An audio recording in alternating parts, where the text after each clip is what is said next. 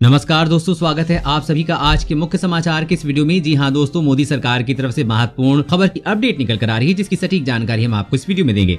बस आप इस वीडियो के साथ अंत तक बने रहेंगे, लेकिन उससे पहले आपसे एक छोटी सी रिक्वेस्ट है कि मुझे इस वीडियो को बनाने में बहुत मेहनत लगती है, तो इस मेहनत के लिए वीडियो पर एक लाइक जरूर कीजिएगा। साथ ही वीडियो के नीचे दिए गए इस लाल बटन को दबाकर चैनल को सब्सक्राइब कीजिए, उस घंटी को भी दबाइए ताकि आपको दिन भर की बड़ी खबरों की जानकारी लगातार मिलती रहे। तो चलिए दोस्तों, एक एक करके सभी बड़ी खबरों के बारे में जान लेते हैं। तो दोस्तों, आज की पहली बड़ी खबर की अपडेट की बात तो चीन ने माना हिंद महासागर में भारत के सामने नहीं टिक सकते, भारतीय प्रभुत्व को किया स्वीकार। जी हां, भारत से बेवजह विवाद मोल लेकर चीन अलग थलग पड़ गया है। अमेरिका सहित दुनिया के कई देशों से उसने दूरी बना ली है। चीन की कम्युनिस्ट पार्टी को भी अब एहसास हो गया है कि भारत के सामने टिकना उसके लिए मुश्किल है। ग्लोबल टाइम में छपे लेख के माध्यम से एक तरह से चीन ने अपनी हार मानते हुए हिंद महासागर में भारत के प्रभुत्व को स्वीकार किया है।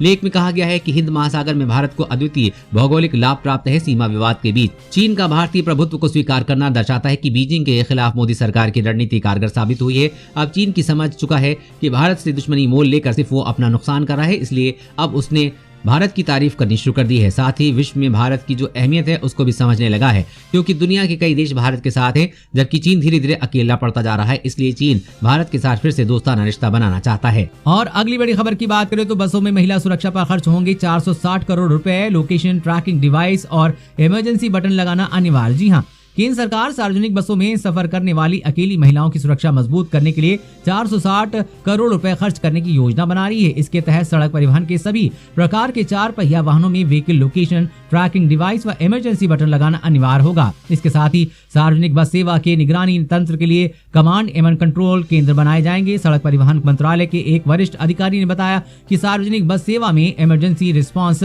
सपोर्ट सिस्टम, केंद्रीय पीड़ित मुआवजा निधि, महिला बच्चों के खिलाफ साइबर अपराध रोकथाम, वन स्टॉप स्कीम, महिला पुलिस वॉलंटियर आदि योजनाओं को लागू करना है। सड़क परिवहन व राजमार्ग मंत्रालय ने निर्भया फंड के तहत राज्यों से योजनाओं पर अमल करने को कहा था, लेकिन अधिकांश राज्यों की प्रगति काफी सुस्त रही है। इसीलिए मंत्रालय ने नए दिशा निर्देश तैयार किए हैं और राज्यों को इसके अनुसार योजना पर अमल करने को कहा गया है। सड़क परिवहन मंत्री नितिन गडकरी ने भी राज्यों को फटकार लगाते हुए कहा कि महिलाओं की सुरक्षा को ध्यान में रखते हुए योजना पर तेजी से काम करें।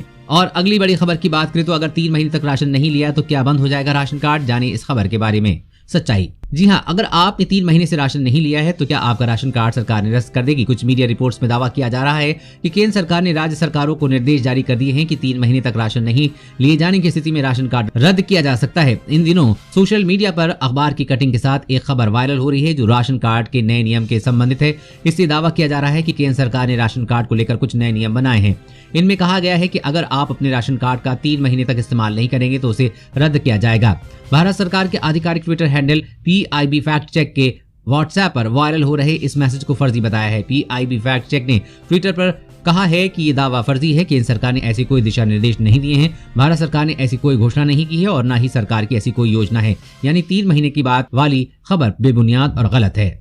और अगली बड़ी खबर की बात करें, दुश्मन के 100 किलोमीटर दूर ठिकानों को तबाह करेगा हॉक आई विमान, HAL ने किया सफल परीक्षण। जी हाँ, भारत ने स्वदेशी हॉक आई विमान में बृहस्पतिवार को स्मार्ट एंटी एयरफील्ड वेपन का इस्तेमाल परीक्षण किया है। हिंदुस्तान एरोनॉटिक्स लिमिटेड ने देश के इस पहले स्मार्ट हथियार का परीक्षण ओडिशा के तट से किया है। Smart anti airfield weapon 100 kilometre दूर स्थित दुश्मन के radar, bunker, taxi tracker, runway समेत किसी भी ठिकाने को चुटकियों में तबाह कर सकता है। रक्षा अनुसंधान एवं विकास संगठन यानी कि DRDO द्वारा विकसित इस 125 किलोग्राम वजनी हथियार का पहले जैगवार विमान से इस हथियार का सफल परीक्षण किया गया था। HAL के परीक्षण पायलटों को retired wing commander P Awasthi और retired wing commander M Patel ने हॉक MKI 132 विमान से उड़ान भरी और इस हथियार का परीक्षण किया। HAL ने कहा कि परीक्षण ने सभी मिशन उद्देश्यों को पूरा किया है। नौसेना और वायुसेना के लिए इस स्मार्ट हथियार को खरीदने के लिए सरकार बीते साल सितंबर में मंजूरी दे चुकी है। इसे खास दुश्मन के बंकर्स और एयरक्राफ्ट वगैरह उड़ाने के लिए बनाया गया है। इसकी मारक क्षमता 100 किलोमीटर की है। इतना ही नहीं, इसे बेहद हल्के वजन वाले दुनिया की बेहतरीन गाइडेड बम बताया गया है। और अगली बड़ी खबर की बात करें तो खुशखबरी, उपभोक्ताओं को 24 घंटे मिलेगी बिजली। मोदी सरकार ने जारी किए नए नियम। जी हां, सरकार ने बिजली उपभोक्ताओं को सशक्त बनाने के लिए महत्वपूर्ण कदम उठाए हैं। नए नियमों के तहत बिजली कनेक्शन जारी करने, बिजली बिलों का भुगतान की सुविधा और बिजली सप्लाई के लिए उपभोक्ताओं के ऊर्जा अधिकार तय किए हैं। ये पहली बार है जब पावर सेक्टर के उपभोक्ताओं के लिए मानक तय किए गए हैं। बिजली मंत्रालय के ये नियम ग्राहकों के लिए अधिकार से जुड़े हैं। नियमों के बारे में जानकारी देते हुए बिजली मंत्री RK सिंह ने कहा कि अब कोई भी ग्राहक बिजली बिना नहीं होगा। वितरण कंपनियों को सेवाएं देनी होंगी और अगर ये इसका पालन नहीं करते हैं तो जुर्माना देना पड़ेगा। नए साल के तहत ग्राहकों को ऑनलाइन आवेदन का विकल्प मिलेगा, यानी कि बिजली कनेक्शन के लिए कार्यालय के चक्कर नहीं काटने पड़ेंगे। बिजली कनेक्शन मेट्रो सिटी में 7 दिन के अंदर और बाकी नगर पालिकाओं में 15 दिन के अंदर देना होगा। वहीं ग्रामीण इलाकों में 30 दिन के अंदर अंदर नया कनेक्शन देना होगा। ये भी तय किया गया है कि बिना मीटर के कोई भी कनेक्शन नहीं दिया जाएगा। मीटर की टेस्टिंग, उसमें डिफेक्ट, जलने या चोरी होने को लेकर भी कानून बनाए गए हैं। कंज्यूमर टैरिफ और बिल में पारदर्शिता भी होगी। साथ ही ग्राहकों को बिल के ऑनलाइन भुगतान का विकल्प भी मिलेगा। साथ ही ये भी तय किया गया है कि ग्राहकों की सुविधा के लिए ग्राहक सेवा केंद्र की शुरुआत की जाएगी। जो लोग इंटरनेट नहीं चला सकते हैं उनकी सुविधा के लिए कॉल सेंटर खोला जाएगा। वहीं ग्राहकों की शिकायतों का निपटारा कितने समय में किया जाएगा ये भी तय किया जाएगा। और अगली बड़ी खबर की बात करें तो SBI ने करोड़ों ग्राहकों को किया सावधान। पैसों को रखना है सुरक्षित तो फॉलो करें ये 4 टिप्स। जी हां, देश के सबसे बड़े सरकारी बैंक SBI ने करोड़ों ग्राहकों को अलर्ट किया है कि किसी भी अनजान लिंक पर क्लिक न करें। ऐसा करने से आप अपनी मेहनत की कमाई से हाथ धो सकते हैं। इसके अलावा बैंक ने कहा कि इंस्टेंट लोन देने वाले ऐप से भी सावधान रहें। बैंक की ओर से ग्राहकों के लिए सेफ्टी टिप्स भी दिए गए हैं। बैंक ने ग्राहकों से कहा कि किसी भी ऐप के चक्कर में न पड़ें, इसमें आपको भारी नुकसान हो सकता है। बता दें कि ये ऐप लोगों को मिनटों में लोन देने के बहाने से अपने चक्कर में फंसा लेते हैं और ऊंची दरों पर लोन देते हैं। ये ऐप करीब 35% की दर पर लोन देते हैं। आपको बता दें कि इंस्टेंट लोन देने वाले ये ऐप प्रोसेसिंग के नाम पर भी मोटी फीस वसूलते हैं, जिससे आम आदमी को ये लोन वापस चुका पाना मुश्किल हो जाता है। और अगर आप इसे 7 दिन के अंदर नहीं चुका पाते हैं तो आपके पास धमकी भरे कॉल आने लगते हैं। इसलिए इस तरह के ऐप्स से सावधान रहें। इसके अलावा बैंक ने कहा कि अपनी पर्सनल डिटेल्स किसी को भी साथ शेयर न करें। ऐसा करने से ग्राहकों के खाते में जमा राशि उड़ सकती है। बैंक ने कहा कि आप अपना ATM pin, card number, account number और OTP को कभी भी किसी के साथ शेयर न करें। और अगली बड़ी खबर की बात करें तो सादे कपड़ों में भारतीय सीमा में घुसी चीनी सैनिक, ITBP और स्थानीय लोगों ने भगाया बड़ी साजिश की आशंका। जी हां, भारत चीन सीमा विवाद के बाद दोनों देशों के बीच जारी शांति वार्ता के बावजूद चीनी सेना लगातार घुसपैठ के प्रयास कर रही है। इसी क्रम में चीनी सैनिक सादे कपड़ों में लद्दाख सीमा पार करके भारत में घुसने की कोशिश करते पकड़े गए हैं। खबर के मुताबिक ये घटना लेह से 135 किलोमीटर पूर्व में मौजूद न्योमा एरा के चांगतांग गांव की बताई जा रही है। हालांकि चीनी सेना ज्यादा अंदर नहीं घुस सके और उन्हें ITBP के जवानों और स्थानीय लोगों ने पीछे धकेल दिया। खबर के अनुसार भारतीय चीन सीमा पर चीनी सैनिकों 2 गाड़ियों में बैठकर सीमा पार कर भारतीय क्षेत्र में घुसे थे, लेकिन सतर्क ITBP के जवानों ने चीनी सैनिकों की घुसपैठ को नाकाम कर दिया। चीनी सैनिकों की इस घटना के बाद भारत सरकार ने सीमा पर तैनात भारतीय जवानों को हाई अलर्ट रखा है। साथ ही गश्त के पहरे भी बढ़ा दिए हैं ताकि चीन घुसपैठ न कर सके। और अगली बड़ी खबर की बात करें तो अयोध्या में राम मंदिर के निर्माण में आखिर क्यों हो रही है देरी, सामने आई ये वजह। जी हाँ, अयोध्या में राम मंदिर निर्माण में क्यों देरी हो रही, इसकी वजह सामने आ गई है। अयोध्या में सरयू नदी के करीब राम मंदिर निर्माण स्थल के नीचे पानी की मौजूदगी कारण मंदिर की नींव की डिजाइन को अंतिम रूप देने में देरी हो रही है। श्री राम जन्मभूमि तीर्थ क्षेत्र ट्रस्ट के महासचिव चंपत राय ने इस बात की जानकारी दी है।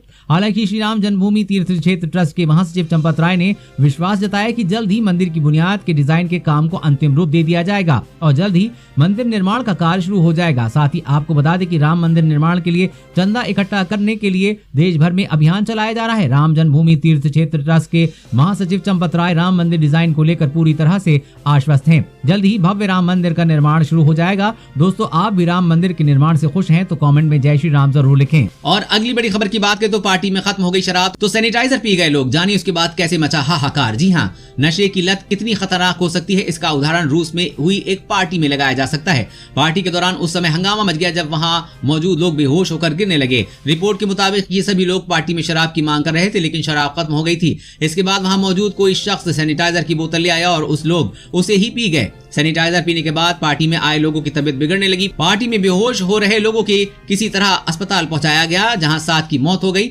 जबकि 2 लोग कोमा में चले गए हैं। खबर है कि पार्टी में शामिल कुछ लोगों ने जो सैनिटाइजर पिया था उसमें 70% मेथनॉल था, जिसे महामारी के दौरान हैंड क्लीनर के तौर पर बेचा जा रहा था, लेकिन शराब के नशे में लोगों ने इसे पी लिया। और अगली बड़ी खबर की बात करें तो सेना के जवानों के लिए काशी के इस शख्स ने बनाया हाईटेक जूता, हैरान करने वाली खूबियां। जी हाँ, सेना के जवान अब बंदूक के साथ साथ जूतों के भी दुश्मनों को गोलियां दाग सकते हैं। देश की सीमाओं की सुरक्षा में तैनात जवानों को अब पहले से ही घुसपैठियों की आहट मिल जाएगी। दरअसल वाराणसी के युवा वैज्ञानिक श्याम चौरसिया ने एक ऐसा अनोखा जूता तैयार किया है जो 20 किलोमीटर तक किसी भी दुश्मन के आहट को पल भर में महसूस कर सकता है। ये जूता दुश्मनों पर गोली दागने के साथ ही सर्दियों में सैनिकों के पैरों को भी गर्म रखता है। वैज्ञानिक श्याम चौरसिया ने इमरजेंसी की स्थिति को देखते हुए इस जूते में 2 फोल्डिंग 9 mm के गन बैरल लगाए हैं जो कि जरूरत पड़ने पर गोली दाग सकते हैं। इससे जवान आपातकाल में अपनी सुरक्षा कर सकते हैं। उन्होंने बताया कि ये जूता रेडियो फ्रीक्वेंसी और मोबाइल नेटवर्क पर भी काम करता है। ये जूता वाकई बेहद खास है। ठंड से जवानों को बचाने के लिए इसमें एक हीटर लगाया गया है, इससे जवानों के पैर गर्म रह सकेंगे। इसमें सोलर चार्जिंग सिस्टम भी लगा हुआ है। इस जूते में स्टील की चादर, solar plate, radio circuit, LED light और इलेक्ट्रिक ट्रिगर लगा हुआ है। इसका लेजर सेंसर और ह्यूमन सेंटर बॉर्डर पर रखा जाएगा। फिर जैसे ही कोई घुसपैठिया देश में घुसने की कोशिश करेगा, जूता फौरन जवान को सिग्नल भेज देगा, जिससे घुसपैठियों को रोकने में मदद मिलेगी। दोस्तों, आज की खबरों में बस इतना ही। इसी तरह हर रोज काम की खबरें जानने के लिए आप हमेशा हमारे साथ जुड़े रहें। हमारे साथ जुड़ने के लिए वीडियो के नीचे दिए गए इस लाल बटन को दबाइए और साथ ही इस घंटी को भी दबाइए ताकि आपको हर खबर की सटीक जानकारी मिल सके।